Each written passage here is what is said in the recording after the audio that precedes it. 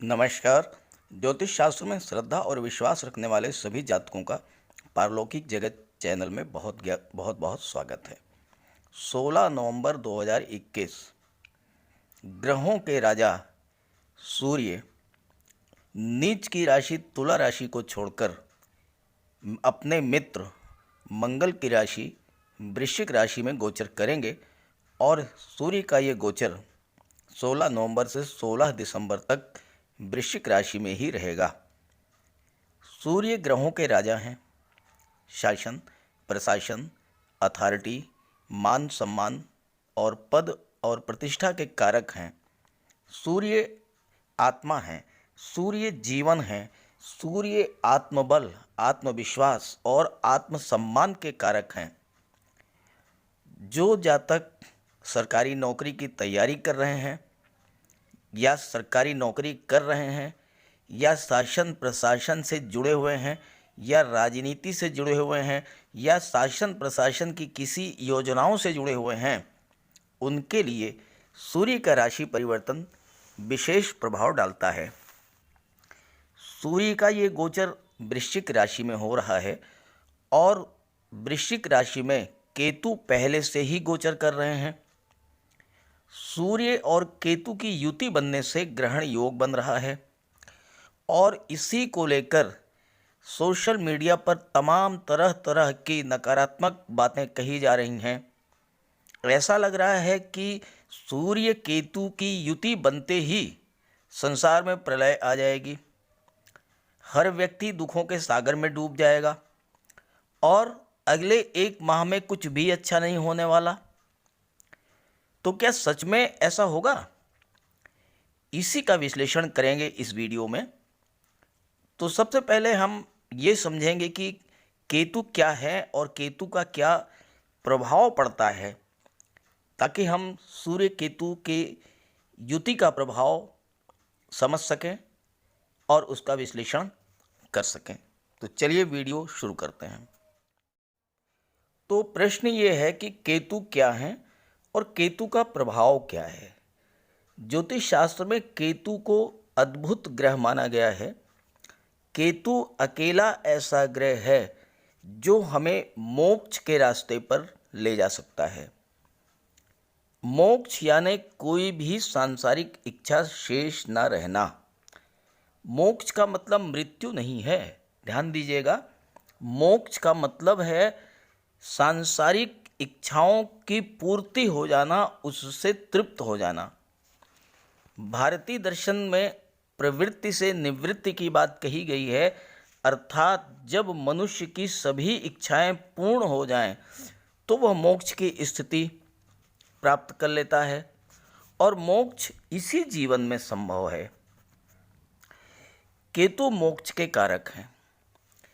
केतु जिस भाव में बैठते हैं वो भाव ये बताता है कि पिछले जन्मों में हमने उस भाव से संबंधित कार्य ज़्यादा कर लिए हैं, इसलिए अब इस जन्म में उस भाव से विरक्ति होने लगती है। जैसे केतु अगर सप्तम भाव में गोचर करें तो पत्नी या पार्टनर से ज़्यादा लगाव नहीं होता है। दूसरी बात, केतु ये बताते हैं कि आपका नेचुरल टैलेंट कहाँ पर है, किस क्षेत्र में कार्य करके आप बेहतर रिजल्ट पा सकते हैं।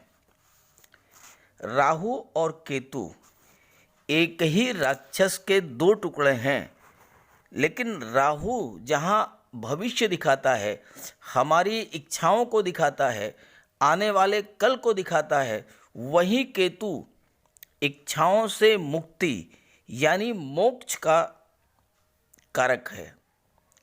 केतु भूतकाल हैं, इसीलिए जो लोग केतु से प्रभावित हैं वो पिछली बातों को लगातार दोहराते रहते हैं, जीवन की पिछली उपलब्धियों और परेशानियों का जिक्र बार बार करते हैं। केतु के मित्र हैं देवगुरु बृहस्पति, शनि, बुध और शुक्र के साथ इनका सम संबंध है और इनके शत्रु हैं सूर्य और चंद्रमा। अगर कुंडली में देवगुरु के साथ गोचर कर रहे हों या देवगुरु की दृष्टि पड़ रही हो तो बहुत ही अच्छा रिजल्ट देते हैं। केतु अगर अकेले हों तो बहुत अच्छा रिजल्ट देते हैं, लेकिन केतु अगर अशुभ भाव में गोचर कर रहे हों, अशुभ ग्रहों के साथ हों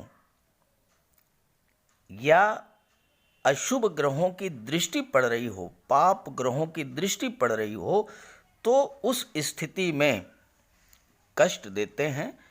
लेकिन अगर शुभ भाव में है, शुभ ग्रहों के प्रभाव में है, शुभ ग्रहों की दृष्टि पड़ रही है, तो बहुत ही अच्छा रिजल्ट देते हैं, यहाँ तक कि राजयोग बना देते हैं। केतु अचानक होने वाली घटनाओं के कारक भी हैं और केतु आकस्मिक रूप से धन का लाभ भी कराते हैं।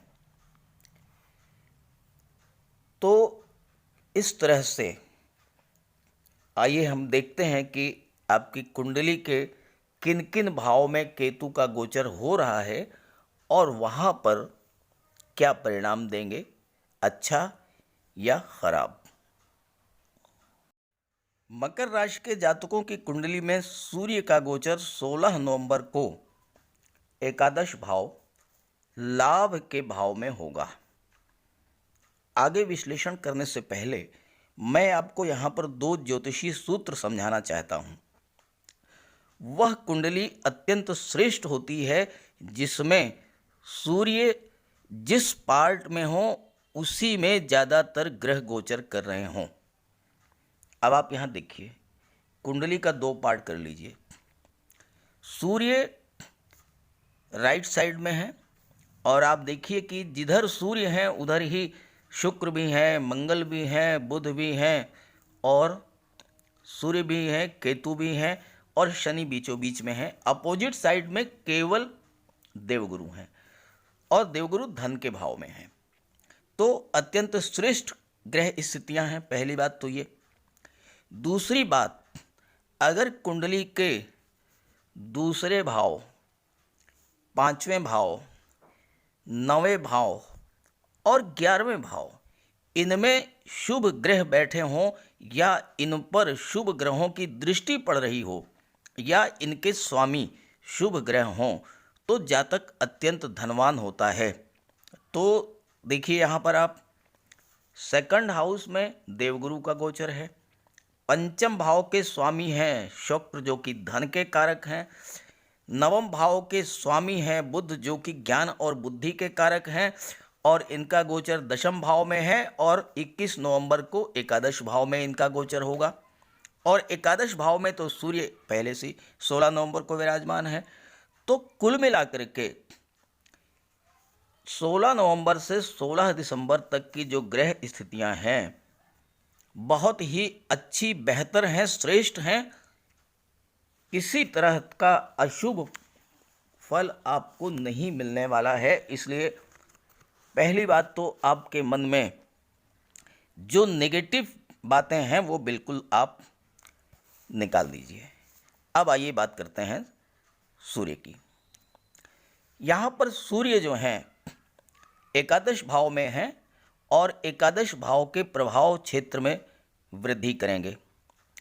मंगल भी 5 दिसंबर को एकादश भाव में गोचर कर जाएंगे और सूर्य और मंगल दोनों ही अग्नि तत्व हैं, केतु भी अग्नि तत्व हैं। केतु सूर्य को थोड़ा बहुत प्रभावित करेंगे लेकिन इतना प्रभावित नहीं करेंगे कि सूर्य नेगेटिव फल देने लगें। केतु मंगल के जैसा व्यवहार करते हैं और 5 दिसंबर को जब मंगल का गोचर हो जाएगा एकादश भाव में तो केतु बिल्कुल मंगल जैसा ही व्यवहार करेंगे।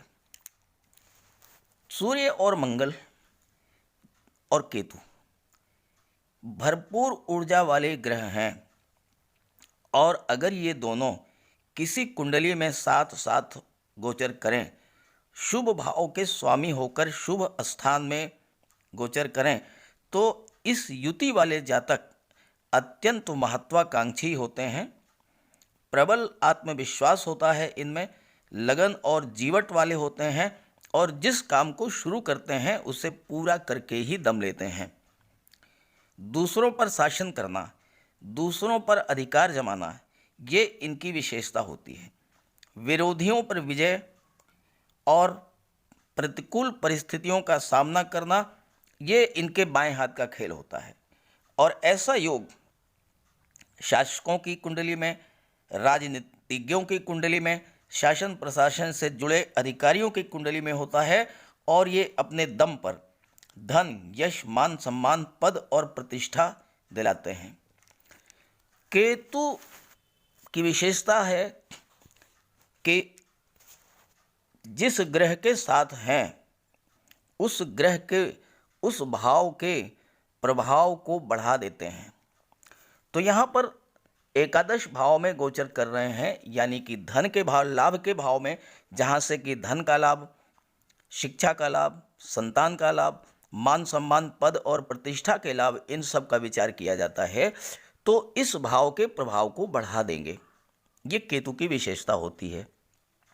तो धन का प्रबल योग है और वैसे भी आपकी कुंडली में समग्र विश्लेषण किया जाना चाहिए कुंडली का। जब भी अगर हम किसी कुंडली का विश्लेषण करें तो उसमें जो महत्वपूर्ण ग्रह हैं उनके बारे में भी विश्लेषण करना जरूरी होता है। और यहाँ धन के कारक देखिए शुक्र हैं, और शुक्र जो है द्वादश भाव में गोचर कर रहे हैं, और द्वादश भाव में शुक्र अति विशिष्ट कारक होते हैं। तो आपको धन के प्रबल योग हैं, विदेश से आपको धन प्राप्त होगा, विदेश से आपको लाभ होगा, विदेश में आप सेटल हो सकते हैं। और शुक्र के बारे में आपको बता दूं कि शुक्र 8 दिसंबर तक धन के भाव में है। 8 दिसंबर के बाद आपके लग्न भाव में गोचर कर जाएंगे, शनि के साथ युति बनाएंगे, और शनि के साथ शुक्र का संबंध बहुत ही श्रेष्ठ संबंध होता है। शनि शुक्र के प्रभाव को बढ़ा देते हैं। 30 दिसंबर को शुक्र फिर से वापस धनु राशि में ही गोचर करेंगे, यानी कुंडली के विदेश भाव में गोचर करेंगे। तो धन की कोई कमी नहीं होगी।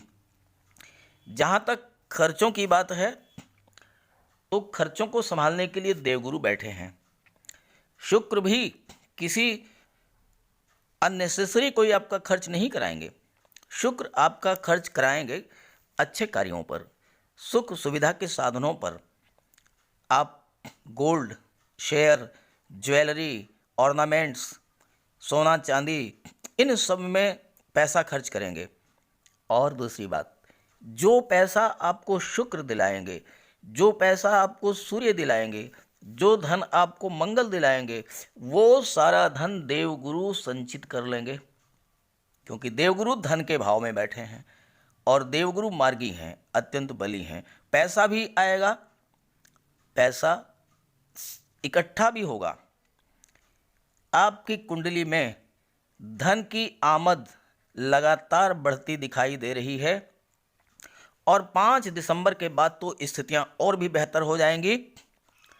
आप अपने पराक्रम, अपने शौर्य, अपने बुद्धिबल, अपने ज्ञान, अपने कौशल से लगातार धन अर्जित करेंगे। सूर्य आपको 7.5 के बुरे प्रभाव से भी राहत देंगे।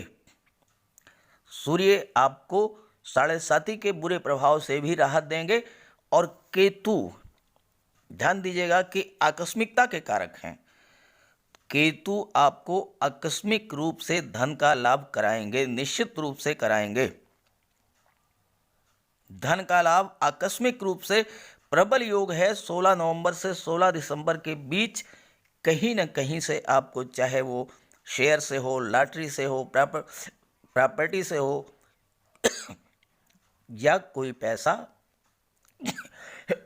आपका कहीं रुका हुआ है, गवर्नमेंट के पास पैसा आपका फंसा हुआ है, जैसे आपने कोई बड़ा काम किया है, कोई बड़ा सरकारी ठेका आपको मिला है और वो पैसा एकदम से नहीं मिल पा रहा है, अब वो पैसा आपको मिलना शुरू हो जाएगा और वो पैसा आपको अचानक से मिलेगा। आप सोचेंगे भी नहीं कि आज ये पैसा मिलने वाला है और ऑल ऑफ सडन आपको चेक मिल जाएगा। लंबी यात्राओं के भी योग हैं। और शुक्र तो बैठे ही हैं आपके द्वादश भाव में, तो द्वादश भाव विदेश का भाव होता है, तो यात्राएं तो आपको कराएंगे ही, हवाई यात्राएं कराएंगे खूब, अब पैसा खूब देंगे शुक्र आपको। हो सकता है आप कोई नया काम शुरू करें, लेकिन केतु के कारण नए काम में आपको थोड़ी दिक्कत शुरू में आ सकती है, ये मैं कह रहा हूँ। लेकिन मंगल भी है, 5 दिसंबर के बाद जैसे ही मंगल का गोचर हो जाएगा, निश्चित रूप से आप जो भी कार्य शुरू कर रहे हैं उसमें आपको सफलता मिलेगी। अब एक बात यहाँ ध्यान दीजिएगा कि चूंकि सूर्य अष्टम भाव के स्वामी हैं, तो आपको सेहत की समस्या रह सकती है। मंगल भी गोचर कर जाएंगे, और मंगल भी जो है वृश्चिक राशि के स्वामी हैं, और वृश्चिक राशि अष्टम भाव को प्रदर्शित करती है, तो सेहत पर ध्यान रखें। आकस्मिक रूप से कोई घटना हो सकती है, तो वाहन चलाते समय ध्यान रखें। और चूंकि सूर्य की दृष्टि जो है वो संतान भाव पर पड़ रही है, पंचम भाव पर, तो संतान की तरफ से कुछ प्रॉब्लम्स हो सकती है, आँखों की समस्या हो सकती है, या हड्डियों में दर्द की समस्या हो सकती है, तो इसलिए आप सूर्य का उपाय कर लें। और सूर्य के उपाय पर मैंने एक वीडियो बहुत विस्तार से चर्चा की है, वीडियो मैंने अपलोड किया है, उसका लिंक दे दे रहा हूँ, आप उससे सूर्य का उपाय पूरा समझ लें, सूर्य का उपाय कर लें। बहुत ही श्रेष्ठ फल देने वाला है ये गोचर काल। केतु के प्रभाव से आपको बिल्कुल भी घबराने की आवश्यकता नहीं है। कुंभ राशि के जातकों की कुंडली के दशम भाव कर्म भाव में सूर्य का गोचर होगा।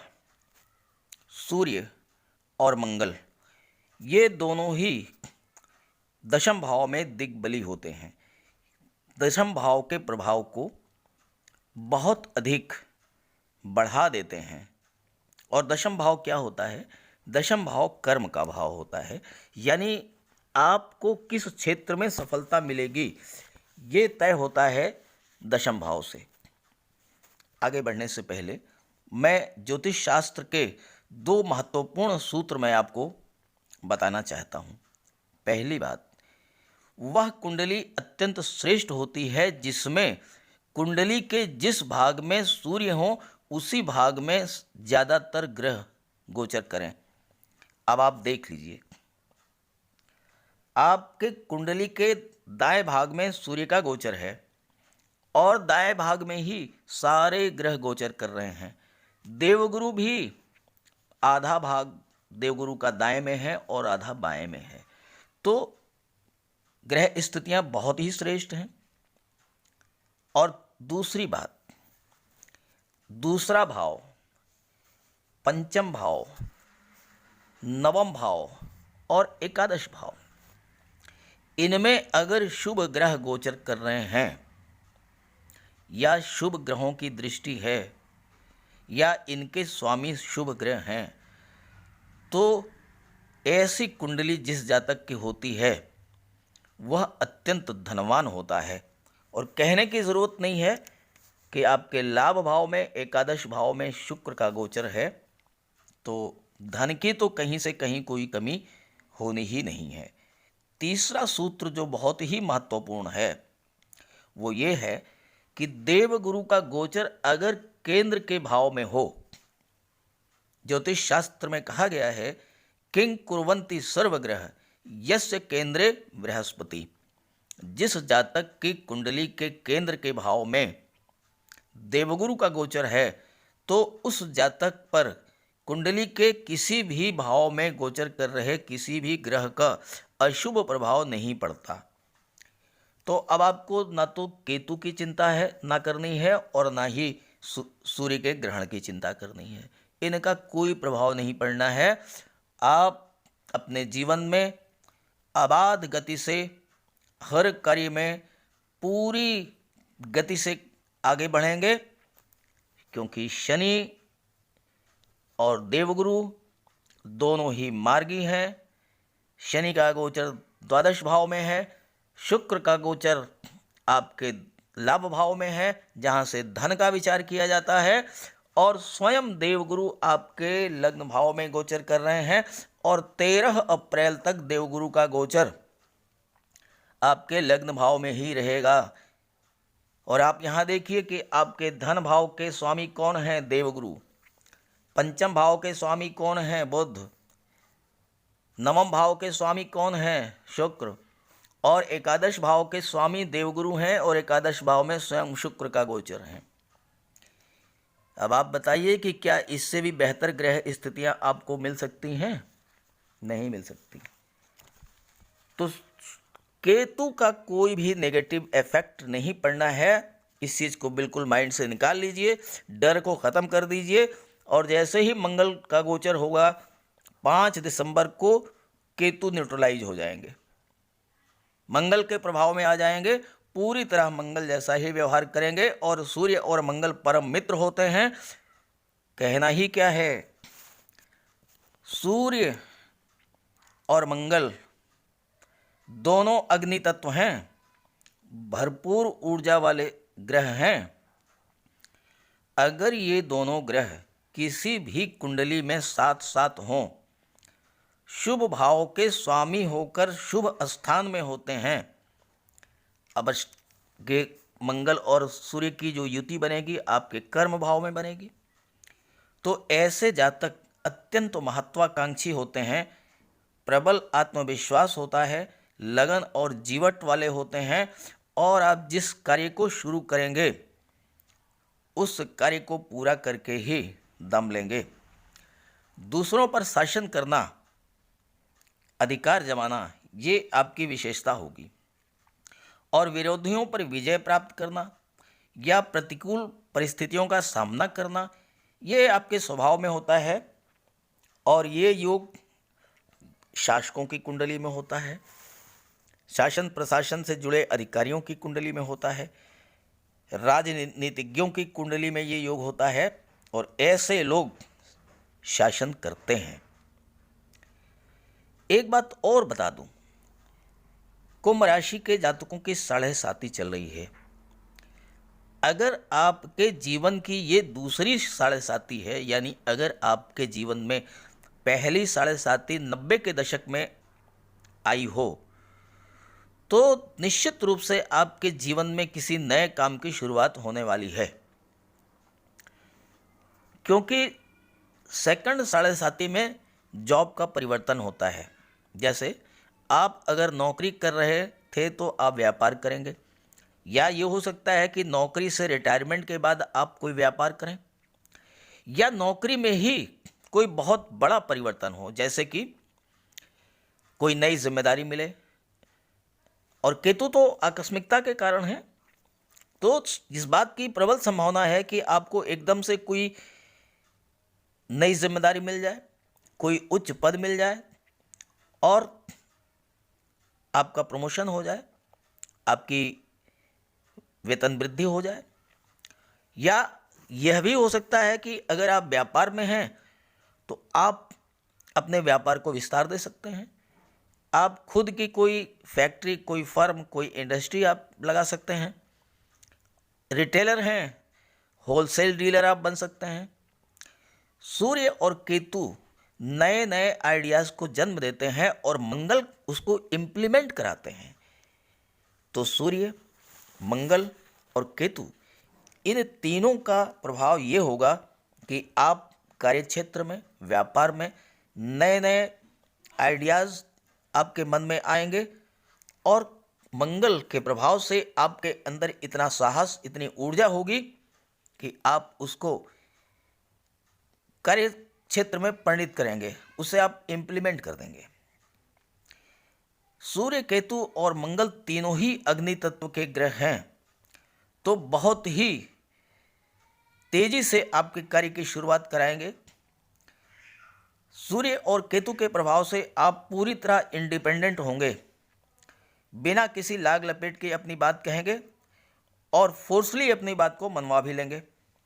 बस इतना सा ध्यान रखना है। जो नेगेटिव इफेक्ट्स की बात हो रही है, तो नेगेटिव इफेक्ट सिर्फ इतना होगा कि सूर्य और मंगल दोनों ही और केतु तीनों ही उग्र ग्रह हैं, तो आपको अपने स्वभाव, अपने वाणी पर थोड़ा कंट्रोल करना होगा। अपनी ईगो प्रॉब्लम्स को सॉल्व करना होगा, अपने अहंकार पर नियंत्रण करना होगा, और साथ ही साथ सूर्य के कारण, चूंकि सूर्य की दृष्टि आपके कुंडली के चतुर्थ भाव सुख भाव पर पड़ेगी, तो परिवार में भी थोड़ा बहुत तनाव की स्थितियां बन सकती हैं। हालांकि देवगुरु बैठे हैं संभालने के लिए, आपके लग्न भाव में बैठे हैं, तो आपकी वाणी इतनी कटु नहीं होगी, लेकिन फिर भी अगर होती है तो थोड़ा सा उसको आप कंट्रोल कर लें। तो कुल मिलाकर के ये सूर्य का गोचर आपको बहुत ही श्रेष्ठ फल देने वाला है। केतु से बिल्कुल न डरें। केतु तो प्रभाव को बढ़ा देते हैं, मंगल के प्रभाव को बढ़ा देंगे, सूर्य के प्रभाव को बढ़ा देंगे और हर तरह का लाभ मिल देंगे आपको। जहाँ तक धन की बात है तो शुक्र आपकी कुंडली में 8 दिसंबर तक तो आपके एकादश भाव में गोचर करेंगे। इसके बाद वो द्वादश भाव में गोचर कर जाएंगे, जहाँ पर शुक्र अति विशिष्ट कारक होते हैं, आपको विदेश से धन लाभ होगा। और उसके बाद फिर से वापस एकादश भाव में ही गोचर करेंगे 30 दिसंबर को। तो धन के लिए तो आपको कोई चिंता करनी ही नहीं है। और धन भाव के स्वामी हैं देवगुरु, तो पैसा भी आएगा और पैसा इकट्ठा भी होगा। इसलिए आप परिश्रम करें, मेहनत करें, अच्छे से कार्य में जुट जाएं, सफलता निश्चित रूप से मिलेगी। और दशम भाव में सूर्य और मंगल का गोचर, अगर आप प्रशासनिक सेवा की तैयारी कर रहे हैं, गवर्नमेंट जॉब की तैयारी कर रहे हैं, या फिर आप फोर्स की तैयारी कर रहे हैं, सेना में, जल सेना, नभसेना, वायुसेना या पैरामिलिट्री फोर्सेस की तैयारी कर रहे हैं, या फिर आप पुलिस विभाग के लिए अप्लाई कर रखा है, आप उसकी तैयारी कर रहे हैं, या फिर आप चिकित्सा जगत से जुड़े हुए हैं, तो ये गोचर काल बहुत अच्छा है और बहुत आपको लाभ देने वाला है। जहाँ तक सूर्य की बात है, आप सूर्य का उपाय कर लें। सूर्य के उपाय पर मैंने एक वीडियो अपलोड कर रखा है, आप उसे देख लीजिए, लिंक दे दिया है डिस्क्रिप्शन बॉक्स में। उससे आपको काफ़ी राहत मिलेगी अगर आप सूर्य का उपाय करते हैं। तो अगर कहीं से कहीं थोड़ा बहुत कोई नेगेटिव फैक्टर है भी, तो वो भी ख़त्म हो जाएगा। मीन राशि के जातकों की कुंडली के नवम भाव भाग्य भाव में सूर्य का गोचर होगा 16 नवंबर को।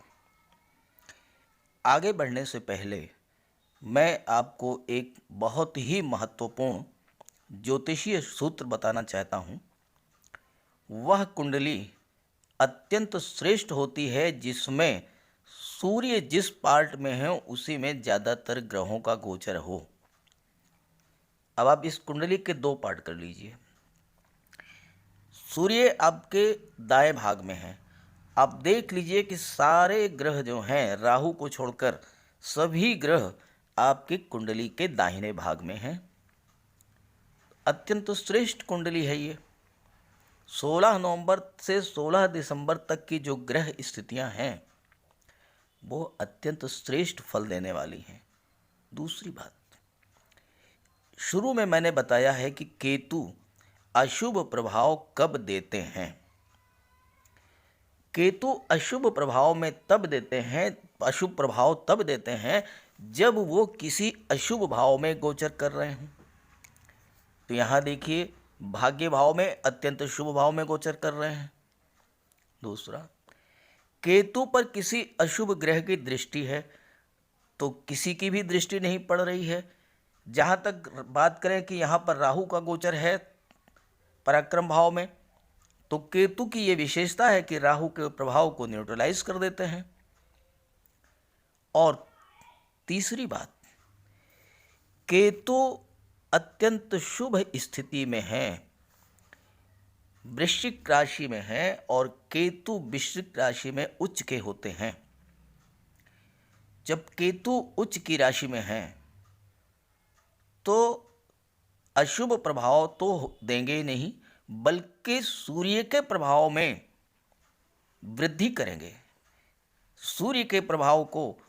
और 5 दिसंबर को मंगल का भी गोचर हो जाएगा, तो मंगल के भी प्रभाव को बढ़ा देंगे। सूर्य केतु ये कार्य करेंगे। सूर्य और मंगल ये दोनों ही ग्रह अग्नि तत्व हैं, भरपूर ऊर्जा वाले ग्रह हैं, और केतु भी अग्नि तत्व है, और केतु का व्यवहार मंगल जैसा होता है। अगर ये दोनों ग्रह किसी भी कुंडली के साथ में साथ साथ हों और शुभ भाव में गोचर कर रहे हों तो ऐसे जातक अत्यंत महत्वाकांक्षी होते हैं। इनमें प्रबल आत्मविश्वास होता है, अत्यंत लगन और जीवट वाले होते हैं और जिस कार्य को शुरू करते हैं उस कार्य को पूरा करके ही दम लेते हैं। दूसरों पर शासन करना ऐसे जातकों की खूबी होती है। अधिकार जमाना इनकी विशेषता होती है। विरोधियों पर विजय प्राप्त करना, प्रतिकूल परिस्थितियों का सामना करना, ये इनके बाएं हाथ का खेल होता है। और ऐसी युति सूर्य और मंगल की ये शासकों की कुंडली में, शासन प्रशासन से जुड़े अधिकारियों की कुंडली में, राजनेताओं की कुंडली में बनता है और अपने दम पर मान सम्मान, धन, पद, प्रतिष्ठा ये सब कुछ प्राप्त कर लेते हैं। तो सूर्य आपके भाग्य भाव में गोचर कर रहे हैं और दृष्टि जो है पराक्रम भाव पर पड़ रही है, तो आपके पराक्रम में वृद्धि करेंगे और भाग्य का सपोर्ट आपको मिलेगा। तो जो भी कार्य करना चाहेंगे, आप जिस क्षेत्र से भी जुड़े हुए हैं, सफलता मिलेगी। और किसी भी कुंडली का विश्लेषण करते समय कुंडली में और भी जो ग्रह हैं उन पर भी विचार किया जाना आवश्यक होता है, तभी सम्यक विश्लेषण हो पाता है। आपकी कुंडली के कर्म भाव में शुक्र का गोचर है, दशम भाव में शुक्र का गोचर है और शुक्र का गोचर 5-8 दिसंबर तक दशम भाव में रहेगा। उसके बाद शुक्र का गोचर आपकी कुंडली के लाभ भाव में हो जाएगा। ये विश्लेषण 16 दिसंबर तक के लिए किया जा रहा है।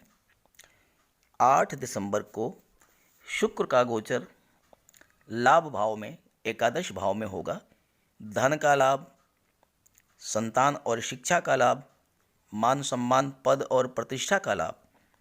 और शुक्र तो धन, वैभव, ऐश्वर्य, सुखों के कारक हैं, तो आपको हर तरह का सुख प्रदान करेंगे, हर तरह का लाभ प्रदान करेंगे। धन की कहीं से कहीं कोई कमी नहीं होगी। और उसके बाद 30 दिसंबर तक शुक्र जो हैं आपके लाभ भाव में ही गोचर करेंगे। और यहाँ पर शनि का गोचर है। मैंने एक वीडियो अपलोड किया है शनि पर, आपने शायद देखा हो कि शनि 11 जनवरी तक अंश बल से युवा हैं, यंग हैं, अत्यंत बलवान हैं। और शनि और शुक्र परस्पर बहुत ही गहरे मित्र हैं और शनि शुक्र के प्रभाव को बढ़ा देते हैं। तो क्या होगा? धन की प्राप्ति होगी, एक नहीं कई साधनों से धन की प्राप्ति होगी। और केतु क्या हैं? आकस्मिकता के कारक हैं। 16 नवंबर से 16 दिसंबर के बीच आप इसे और आगे चाहें तो बढ़ा लें, क्योंकि केतु भाग्य भाव में ही गोचर करेंगे और शुक्र 30 दिसंबर तक लाभ भाव में गोचर करेंगे। तो 16 नवंबर से 30 दिसंबर के बीच आपको आकस्मिक रूप से धन के लाभ की पूरे योग हैं।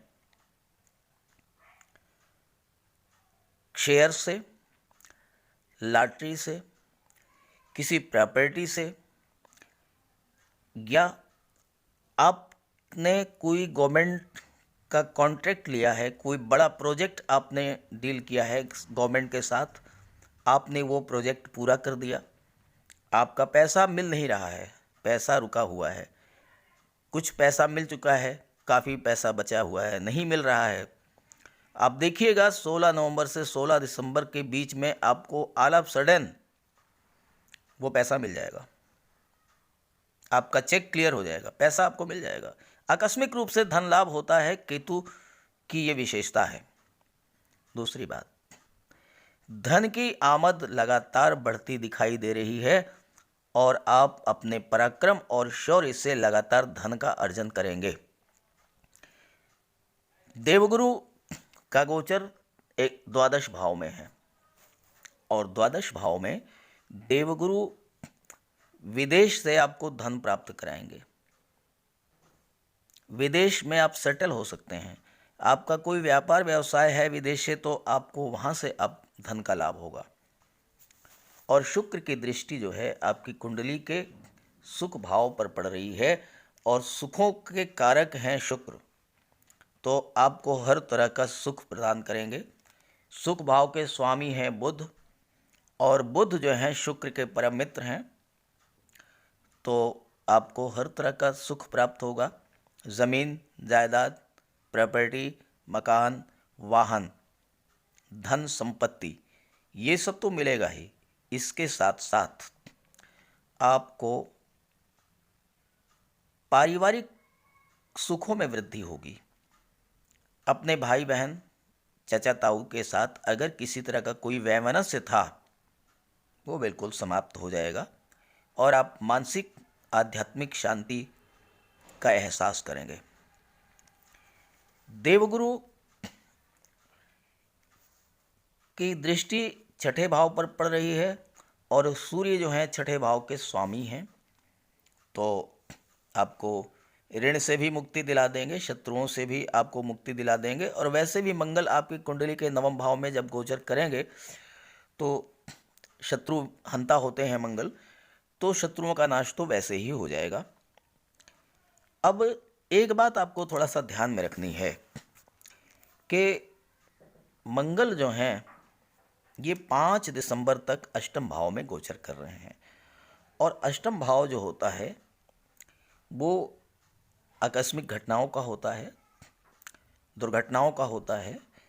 तो आपको वाहन चलाते समय थोड़ी सावधानी बरतनी होगी। अपने स्वास्थ्य का जरूर आप ध्यान रखें।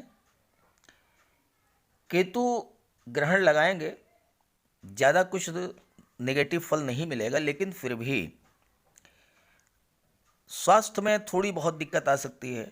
पिता के स्वास्थ्य में दिक्कत आ सकती है, क्योंकि सूर्य पिता के कारक हैं, और साथ ही साथ आँखों में कोई प्रॉब्लम हो सकती है, हड्डियों में कोई प्रॉब्लम हो सकती है, स्किन प्रॉब्लम हो सकती है। तो इसके लिए जो है मैंने सूर्य के उपाय और मंगल का उपाय, इस पर एक वीडियो अपलोड किया है, उसका लिंक दे रहा हूँ। आप उस वीडियो को देख लीजिएगा, अच्छे से समझ लीजिएगा, और सूर्य और मंगल का अगर आपने उपाय कर लिया, तो सूर्य का गोचर आपको अत्यंत श्रेष्ठ फल देने वाला होगा। केतु के किसी भी प्रभाव से आपको कतई घबराने की, डरने की कोई आवश्यकता नहीं है। कुछ भी नेगेटिव नहीं होने वाला है, सब कुछ सकारात्मक होगा।